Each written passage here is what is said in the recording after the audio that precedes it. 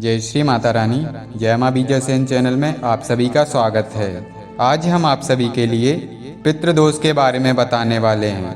कि पितृदोष किस वजह से लगता है और पितृदोष को आप सभी कैसे जान सकते हैं, किन संकेतों से जान सकते हैं कि आपके ऊपर, आपके परिवार के सदस्यों के ऊपर या आपके घर के ऊपर पितृदोष लगा हुआ है। तो आज हम आप सभी के लिए यही सब बताने वाले हैं कि पितृदोष किन कारणों से लगता है और किन संकेतों से आप सभी पितृदोष के बारे में जान सकते हैं। और अगर आपको पितृदोष लगा हुआ है तो आप सभी पितृदोष को कैसे ठीक कर सकते हैं, कैसे पितरों को अपने मुक्ति दिला सकते हैं, उनकी शांति कर सकते हैं। स्वयं के द्वारा, किसी पंडित या किसी ब्राह्मण के पास जाकर नहीं, अपितु आप स्वयं किस तरीके से अपने पितरों को मुक्त कर सकते हैं, उनकी आत्माओं को संतुष्टि, शांति, तृप्ति दिला सकते हैं। तो उससे पहले आप सभी हमारे चैनल को सब्सक्राइब कर लीजिए, वीडियो को लाइक कर दीजिए और ज़्यादा से ज़्यादा शेयर भी कर दीजिए। तो अब हम आप सभी को बताते हैं कि पितृदोष आपको कैसे लगता है। तो पितृदोष लगने के बहुत सारे कारण होते हैं, लेकिन हम आप सभी को कुछ कारण बताते हैं।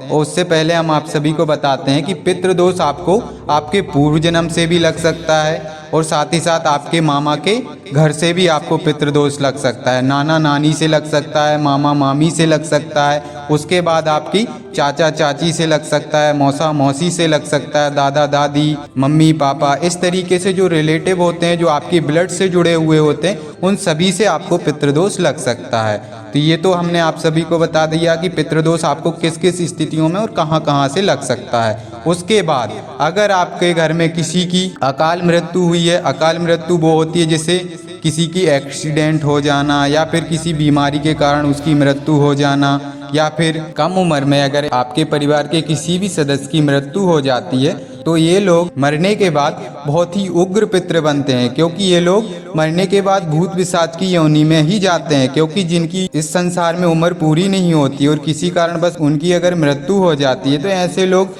पितृलोक में जाकर वास नहीं करते हैं, अपितु वो लोग भूत पिशाच की योनि में ही जाते हैं। जिस तरीके की अवस्था या स्थिति में उनकी मृत्यु हुई होती है, तो उसी हिसाब से उनका निर्धारण होता है ईश्वर के द्वारा कि आपको किस योनि में जाना है। तो हमने आप सभी को बता दिया कि इस तरीके के अगर किसी के घर में अकाल मृत्यु किसी व्यक्ति की हुई है, तो वो तो 100% है कि उनके घर में पितृदोष लगेगा ही लगेगा। क्योंकि ऐसे लोग जो होते हैं तो उनकी बहुत सारी इच्छाएं जो होती हैं वो अपने जीवन में पूरी नहीं कर पाते हैं और वो अकाल मृत्यु की वजह से उनकी मृत्यु हो जाती है। तो वो लोग असंतुष्ट रहते हैं और उनकी बहुत सारी इच्छाएं भी रहती हैं, तो वो लोग मुक्त नहीं हो पाते। तो इस वजह से वो लोग अपने घर परिवार के सदस्यों के साथ ही रहते हैं, घर के अंदर ही उनका वास होता है, तो उस घर के सदस्यों के ऊपर पितृदोष लगता ही लगता है। तो अगर किसी के घर में अकाल मृत्यु हुई है किसी व्यक्ति की, तो उसके घर में पितृदोष अवश्य होगा। और दूसरा कारण, अगर किसी के घर में असहाय व्यक्तियों को सताया गया हो, दीनहीन व्यक्तियों को परेशान किया गया हो, घर परिवार के बड़े बुजुर्गों का अपमान किया गया हो,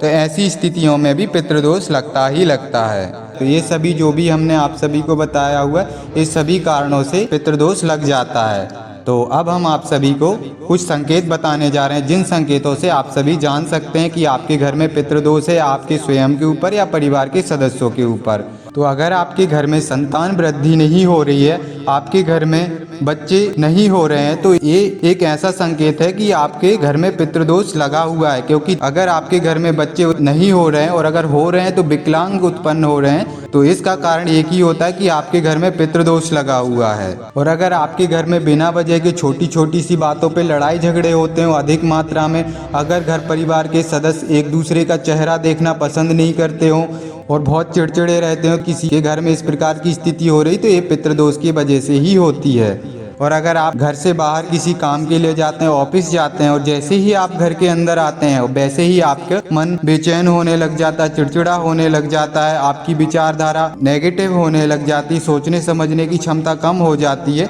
और आपकी बाहर ये सारी स्थितियां ठीक रहती। अगर इस तरीके की स्थिति आपके साथ हो रही, तो ये भी एक पितृदोष का ही कारण होता है। तो अगर इस प्रकार की स्थिति आपके साथ हो रही, तो आपके घर के ऊपर या आपके स्वयं के ऊपर पितृदोष लगा हुआ है तभी आपके साथ में इस प्रकार की स्थिति घटित होती है। और अगर आपके घर में शॉर्ट सर्किट होता हो, बार बार ये स्थिति आपके घर में हो रही हो, तो ये भी पितृदोष का ही कारण होता है। और साथ ही साथ अगर आपके पास आपकी जो भी कार है या मोटरसाइकिल या जो भी है वो बार बार आपका खराब हो रही हो, मैकेनिक से बनवाने के बाद 2-3 दिन ही चल रही है, ये स्थिति आपके साथ में बार बार हो रही है, तो ये भी एक संकेत होता है कि आपके घर के ऊपर, आपके परिवार के सदस्यों के ऊपर पितृदोष लगा हुआ है। क्योंकि इस प्रकार की स्थिति जब ही होती है जब आपके पितृ आपसे नाराज होते हैं। और अगर आपके घर में पशु पक्षी हैं वो बीमार हो रहे हैं बार बार या मर जा रहे हैं, तो ये भी पितृदोष के वजह से ही होता है। या फिर आपके घर में कोई ना कोई बीमारी बना रहता है, तो ये भी पितृदोष की वजह से ही होता है। और आपके लिए पैसों आदि की दिक्कत समस्या ज़्यादा हो रही है, अधिक मात्रा में हो रही है,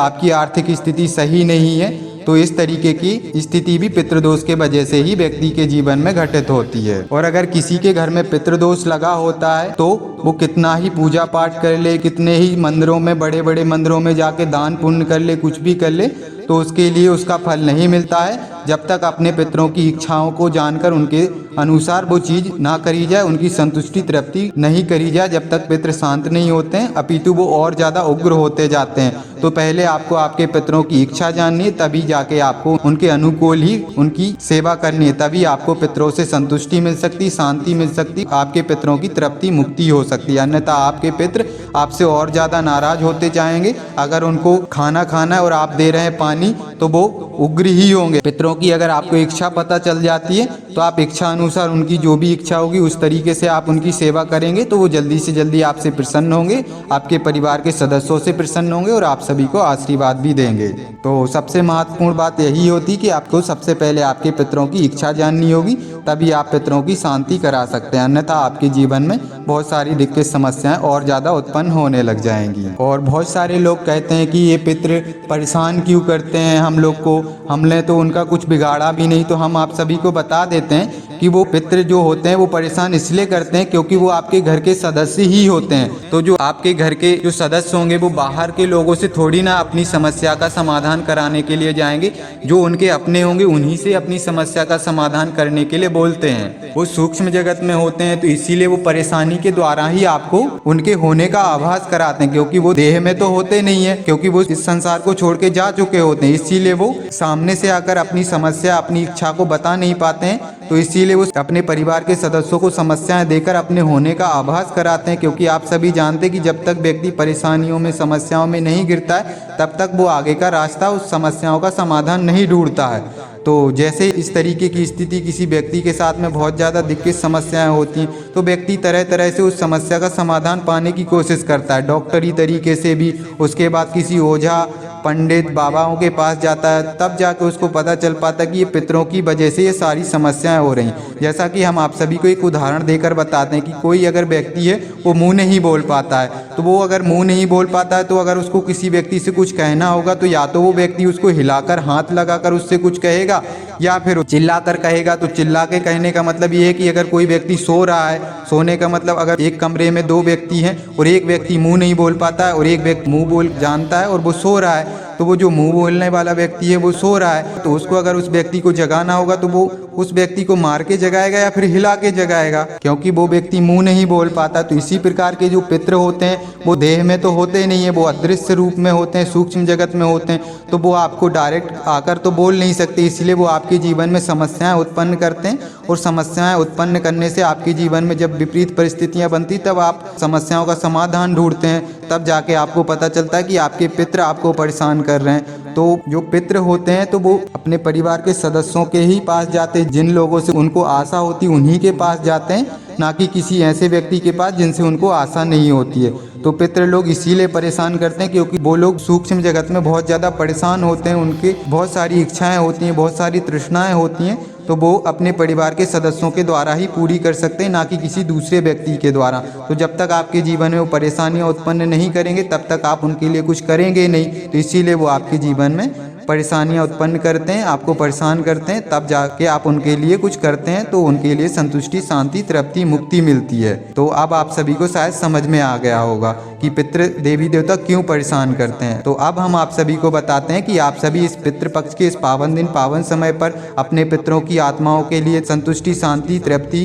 कैसे दे सकते हैं। तो अब हम आप सभी को बताते हैं कि आप सभी के लिए करना क्या है। श्री हरि विष्णु भगवान के ओम विष्णवे नमः इस मंत्र का आपको हर दिन 21 माला जाप करना है। पितृपक्ष के इस पावन दिन पर हर दिन आपको एक पूर्व दिशा में लकड़ी की बजोट स्थापित कर लीजिए, उसके ऊपर एक पीला वस्त्र बिछा लीजिए, उसके ऊपर आपको श्री हरि विष्णु भगवान के नाम से एक घी का दीपक प्रज्वलित करना है, धूप प्रज्वलित करनी है। उसके बाद आपको पीले वस्त्र धारण करने हैं, पीला आसन लेना है, माला आपको रुद्राक्ष की लेनी है। उसके बाद आप सभी के लिए विष्णु भगवान से प्रार्थना लगानी है कि हे श्री हरि विष्णु भगवान, हम आपके ओम विष्णवे नमः इस मंत्र का 21 माला जाप करने जा रहे हैं। तो हे परमपिता परमात्मा, हे जगत के पालन करता, हमारी आपसे यही प्रार्थना है कि हमारे जो भी घर के पूर्वज पितृ देवी देवता हैं, जो पूर्वज पितृ देवी देवता अज्ञात हैं, जिनको हम नहीं जानते और जिनको जानते हैं, उन सब की दिव्य आत्माओं के लिए आप संतुष्टि, शांति, तृप्ति, मुक्ति प्रदान करिए और हमारे इस जाप को स्वीकार करिए। ऐसी आपको प्रार्थना लगानी है विष्णु भगवान से।